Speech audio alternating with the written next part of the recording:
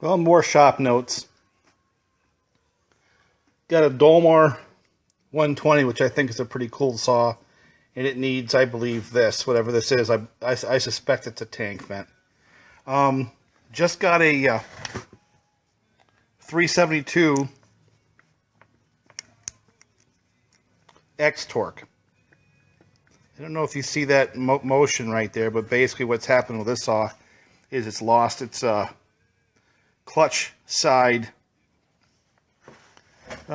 main bearing. And this 55 came in because the pull start was pulled out, but when I turned it on its side, it started leaking gas, and then I started looking a little further, and you know, it's just a testament to how tough those little two-strokes are, because it's been sucking dust and air. That air filter hasn't done a whole lot for a long time. So, question is what to do. It's always a question. And I think I'm just going to fix it. I noticed that the, look at that. You got the kill switch wire broken away from the switch, and you have all this gas down in here. Let's say that was down in there and arced a little bit. This one here, unfortunately, I'm going to have to tear this one already down, all the way down, and replace its bearings. And, you know, for the longest time, you know, I've always heard this is a variety of issues that came with these saws. You know, that was one of the things that happened with the X-Torqs. They would waste these clutch bearings. And I heard all kinds of theories. They're spinning too high, they're running too lean, this, that, and the other thing. But this saw I know did not. The reason why I know it did not spin too high is because I set this saw back in April of this year, and it went out the shop, and I documented it set at 12.9. So this is just an absolute bearing failure. I have a suspicion, but I'm willing to bet that the bearings inside those cases have the nylon cages instead of the steel cages. Friendly bet, guys. We pull this apart. This is going to have those cheaper nylon caged bearings. That's a prediction. We're going to find out probably in a week or so, because I don't have time to tear into it right now. But the serial number says this was built in somewhere around 2012, maybe 2013. So.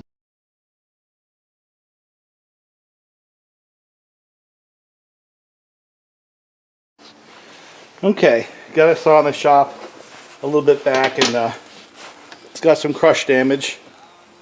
But what brought it to the shop is it wasn't running good. And judging from the way I've got clearance right there, I have a bad suspicion that what's wrong with the saw is a bad clutch side case bearing. So I think I'm going to go right with that premise.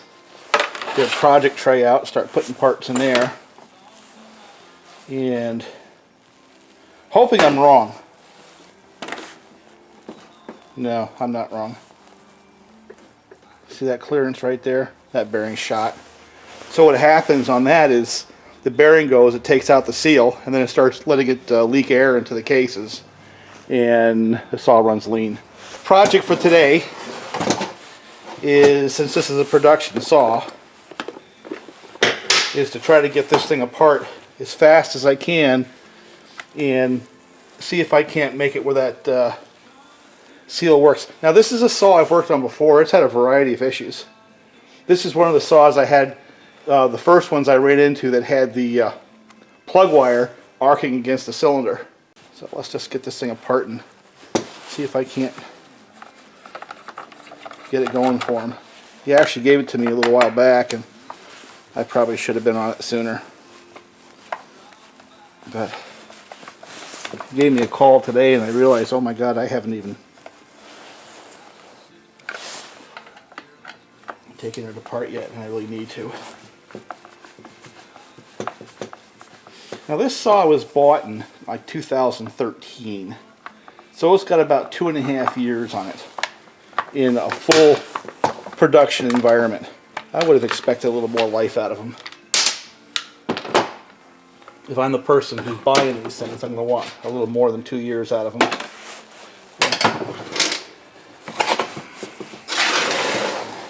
It's not the first time I've seen it. Won't be the last. I think he needs a new paddle right there. And what I do is I just take the top plastic off, everything. Just do it right off the bat. Get it done. When I put the screws in the tray, is I'm going to try to keep them by class so I can remember where they went. Sometimes I'll put them right back in. You know, get a little bit older.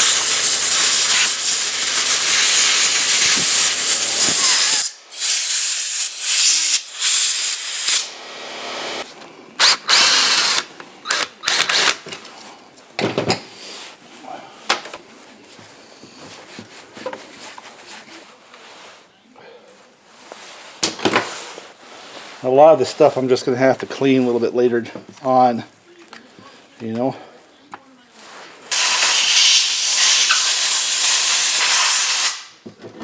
Well, they sure do get dirty.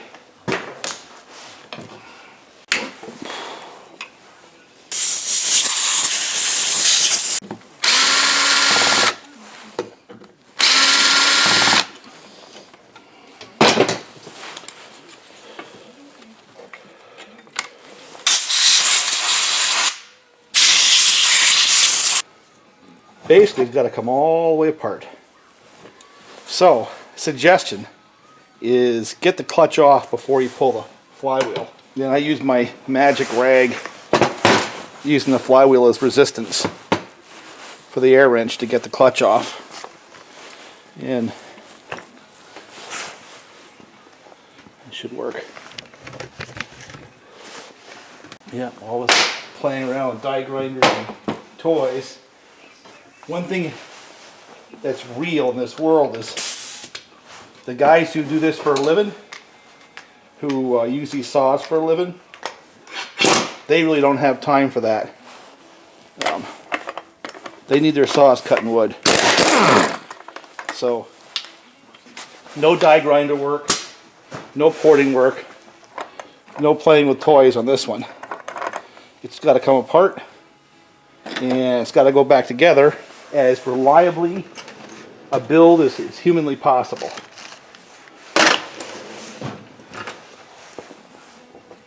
That's the game. So, out of there.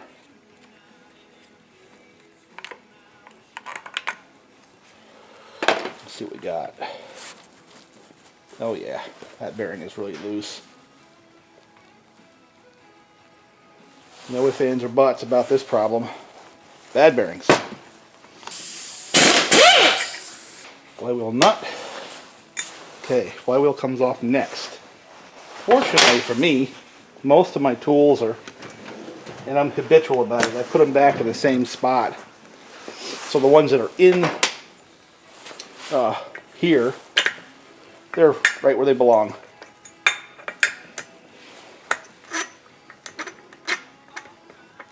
A real-time video. What do you think about that?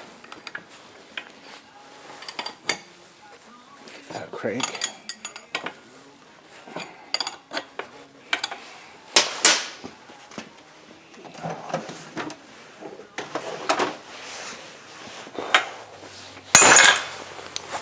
Works every time. Side doesn't look so bad. I'll probably replace it anyway. I'm this far into it, I might as well replace it, you know. See that?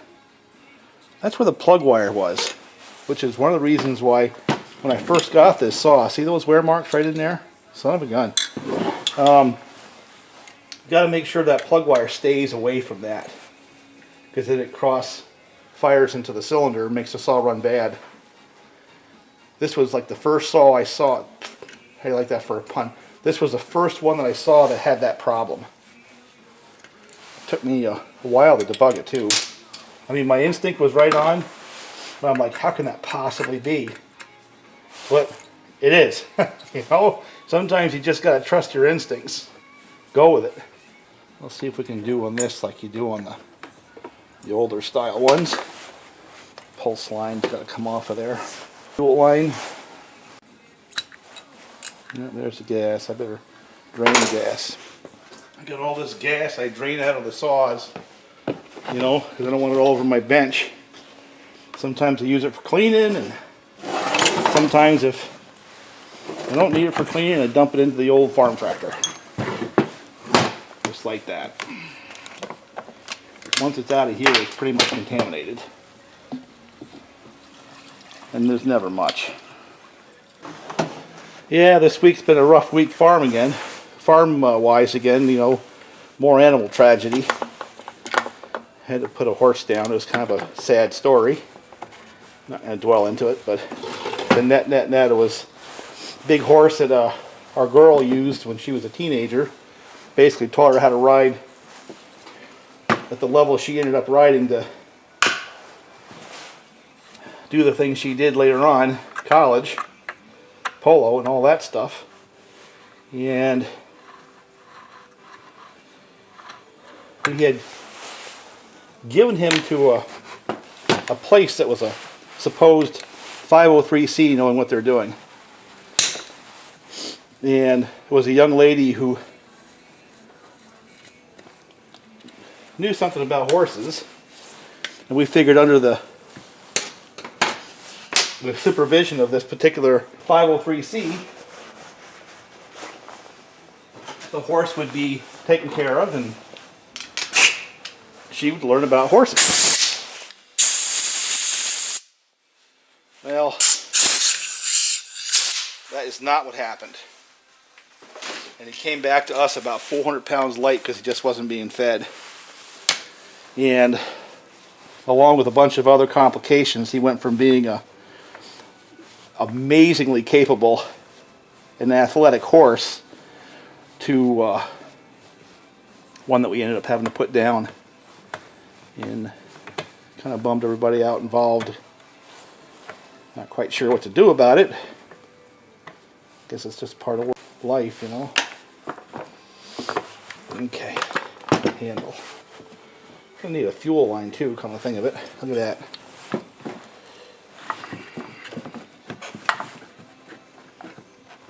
Come on out of there. Pull the throttle cable through. There, that one's off. That little tiny screw sets in there. And that means the handle is now off. Handle's fine. Throttle cable is dinged but fine. Switch is fine. Alright, let me clean this up just a little bit. And shut the camera off and give it some air. And then I'm going to take the cylinder off. And then I'm going to split the cases. And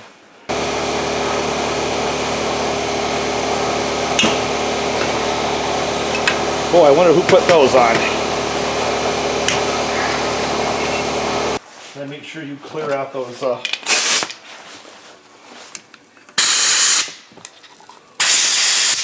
X's at times.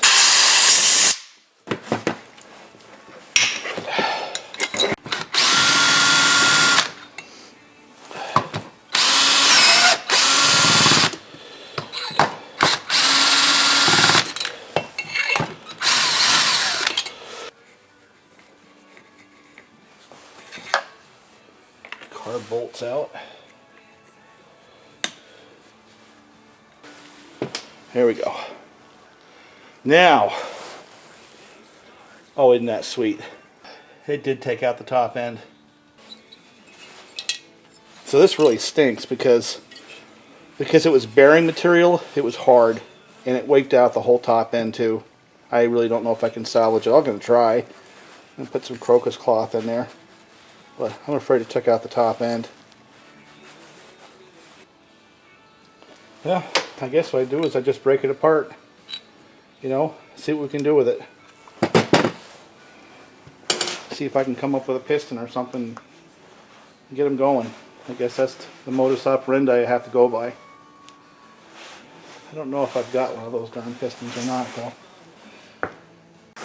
The reality is, it's a problem. Okay? Big problem. Let me get this top plate out of here.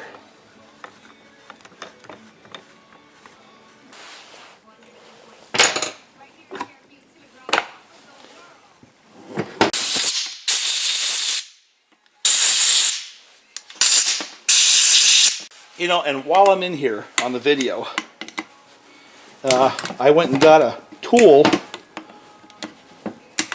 online from my favorite Chinese online store, Husqvarna, and I'll bring that out in a second. But it seems like they've branched into another facet of, I don't know how long it's going to last. I don't know if they're going to expand into other parts of this, but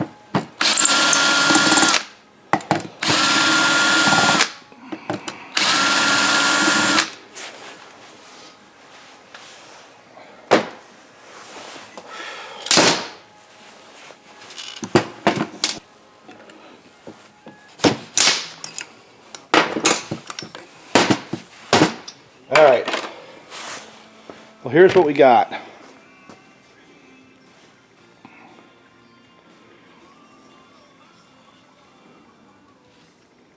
It's pretty scratched up, isn't it? A lot of chipping along the edges. I don't think I would try to even, you can see all the metal up on top, so that bearing came apart and the little pieces of metal pretty much beat the living crap out of that piston, so it's junk. And unfortunately, when you look in here, there's just all kinds of grit and metal in there too. And it looks like it ate into the wall some. And since I can feel it with my fingertip, I can feel that with my fingernail, I know that it's etched into the cylinder wall to the point where this can't be salvaged. So that top end's done. It's over. I have to be the bearer of bad news, bad tidings. These things.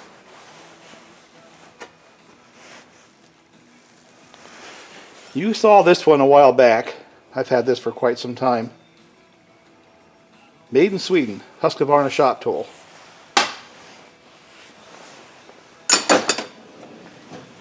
Well, how about one made in China?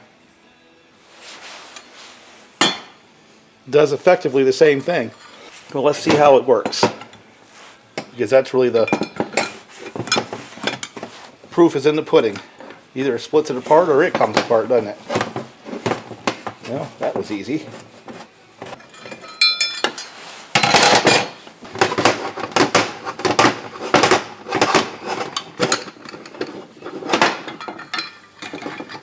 There's your Husqvarna case splitting tool. Works just fine.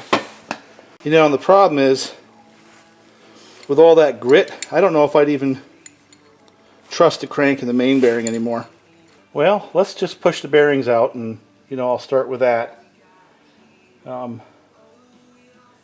mean, I can probably put a crank in there, a used crank, and start building from there. And then it's just a matter of finding a top end. I've got a new one coming.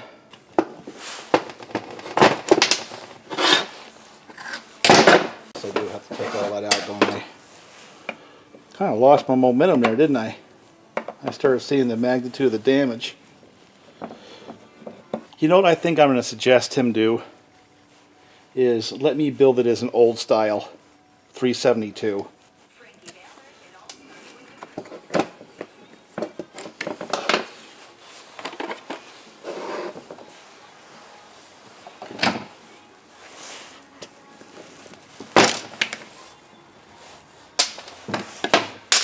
There goes your bearing right there.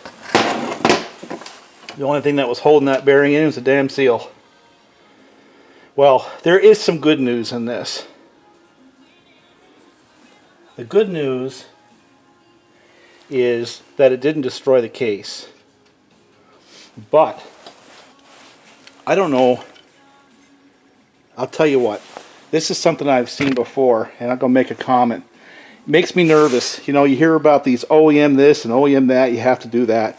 Well, this particular bearing on this particular saw, and I'm afraid this is going to be a trend, and they've got nylon cages. And, you know, I speculated before I took this apart that my guess is that these bearings have got the nylon cages, because I don't think that I don't think that particular bearing was up to the spec that Should have been on these saws. That's just my humble opinion. I better shut up now. I'm just going to get myself in trouble.